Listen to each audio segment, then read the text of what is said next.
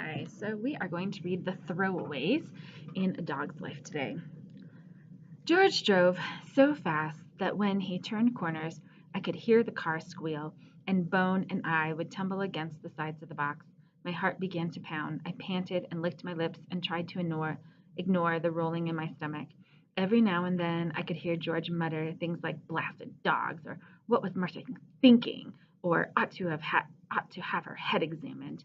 The car turned another corner, and this time I could feel the box slide across the seat and into George's side. He whacked at it with the flat of his hand, catching Bone's jaw from the other side and causing him to yelp. "Shut up, you little pills," said George loudly, and he whacked the box again, this time knocking me in the head.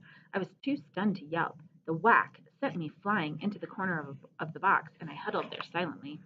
Presently the car slowed down. I could hear the sounds from George's side of the seat, but I couldn't see what he was doing. After a moment our box was opened roughly, and then I watched as George, sweating, yanked Bone up by the scruff of the neck and tossed him through the open window of the car. No sooner had Bone disappeared from sight than George grabbed me up in the same manner, threw me out the window, and gunned the engine of his car and sped away. Bone landed hard, his snout smashing against the pavement, and he couldn't help letting out another cry of pain. I landed a little distance away from him on my shoulder, and I heard a small crack, but again I was too stunned to yelp. After a moment I tried to stand, though. I staggered up on my hind legs first, then onto my uninjured front leg. But when I put weight on the other leg, it gave way and I sank down again. I looked at Bone. He was limping toward me, his nose bloody, and he had almost reached me when I heard someone cry, "Did you see that? Some guy threw those puppies out of a car." "Are they all right?" asked someone else. I glanced around. Bone and I had landed on asphalt, like the Marian's Lane, only this piece of asphalt was much, much bigger. The cars were lined up on it as far as I could see. Ahead of me was a row of buildings, which people kept hurrying in and out of. The people who spotted Bone and me were two women, their arms loaded with heavy bags. They ran to us now, set the bags on the asphalt, and knelt down. "I think they're going to be okay," said one. "Oh, look how cute this one is," said the other, motioning to Bone. "The tan one. I always wanted a puppy. I'm going to take it home." "What about the spotted one?" "Well, I don't think I can manage two dogs, and that one isn't as cute. I'll just take this one and leave the other one here. It'll be all right. Someone else will come along and find it. That's why they were dumped at the mall, you know." The women gathered up their bags and walked off with a struggling, squirming Bone, wiping his nose with a Kleenex as they went. Bone was gone. I was separated from my brother. I tried to run after the women, but I couldn't keep up with them. The pain in my shoulder made me sit down. I tipped my head back and let out a long, low howl. For a while I rested on the asphalt, but it was sticky and hot and hard against my rump, and I didn't like it sitting among so many cars. Tentatively I stood up. Keeping my injured leg off the ground, I found that I could move around on three legs, and I made my way off the asphalt to the shade of a tree on a little spit of grass, with a lamp post planted in it. I rested again for a while, dozed off, and when I woke I tried standing on all fours. It hurt, but I could do it. I could walk on my injured leg too. I was thirsty, so I looked around for a brook or a stream. I didn't see either one, but I found a puddle at the edge of the asphalt and had a drink from that. Mother had taught Bone and me to be wary of people, but I was also wary of cars now, and with so many of them around I was afraid to move. I returned to the tree and made myself very still and small under it. All afternoon I watched people and cars come and go. No one noticed me. The light began to fade, and I felt chilly. I was used to cuddling up with Bone for warmth, and now he was gone. I sidled over to the tree and tried cuddling among its roots, but they were cool and rough and unyielding. I sat up and found that I was shivering. For a while, shaking, I watched the cars. I noticed that more were leaving than were arriving. The asphalt was becoming emptier and emptier. I noticed the quiet too. At midday, with the sun high in the sky, the air had been filled with voices, the rustle of bags, the blare of car horns, and music floating through the open windows of some of those people. Now I only heard occasional quiet voices as people left the row of buildings and drove away.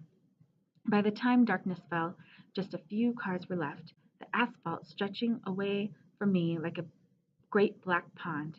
And still I sat shivering under the tree. I was cold, I was tired, my shoulder ached, and I was hungry. I was very, very hungry. With a sigh, wondering where Bone was, wondering where Mother was, I took another drink from the puddle. Mother was truly gone. I felt sure of that. Something had happened and she had died. That was the only reason she would have left Bone and me when we were so young. But Bone could be somewhere nearby.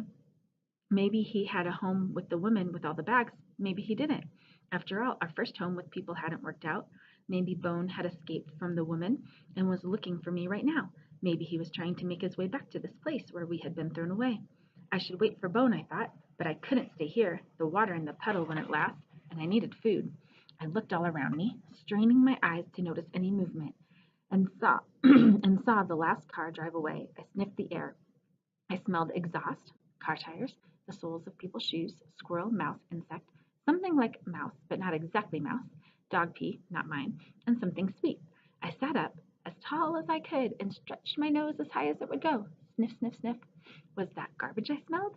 Cautiously, I stepped away from the tree, stepped off the spit of grass, and began to cross the asphalt. Garbage was my best chance for a meal. I followed my nose in and out of pools of light from the lampposts. Sniff, sniff, sniff. I came to a bit of hamburger bun and snapped it up. I came to a paper cup lying on its side and lapped up the white liquid that had run out of it. I came to some crunchy yellow bits and tasted them, salty. This was fine, but I knew I smelled more garbage. Garbage like the Marian's garbage heap. Real garbage. I found it behind the buildings the people had been going in and out of. A whole row of garbage cans. Most of the lids were fastened tightly, but one can had been tipped over and its lid had popped off. Dinner! I dove into the can and was rooting through it and had caught the scent of turkey when I heard a low growl behind me. I backed out of the can and without even turning to see what was growling, I ran. I ran and ran across this empty stretch of asphalt, in and out of lamplight, past puddles, past tempting mouthfuls of food. I ran until the asphalt ended and I crossed a stretch of grass. Then I screeched to a stop. Before me was a line of whizzing, whooshing cars, all with two bright eyes shining on their fronts, and I remembered Bone and the busy road from the day before. Panting, I glanced over my shoulder. I saw no growling thing, but I wasn't eager to turn back. I looked at the cars again. Whoosh, whoosh, whoosh, whoosh, whoosh, whoosh. This road was different from the other one, though. It wasn't busy all the time. Cars would speed by, then the street would become dark and silent. No cars. Then whoosh, whoosh, whoosh again. I waited. The next time the whooshing stopped. I couldn't see any car eyes. I tore across the road. On the other side, I found more grass, and then I found trees. Lots of trees. A little wood.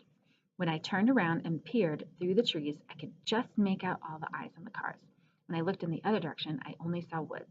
I could have been behind the Marians' house. I made my way through the darkness, listening to familiar sounds, to crickets, to small chirpings of birds, to a pair of owls calling to each other. I fell asleep that night on a nest of dry leaves, my stomach mostly empty, my mouth dry, my shoulder throbbing. I wished for our old bed in the wheelbarrow, wished for Bone, wished to hear Mother's heartbeat.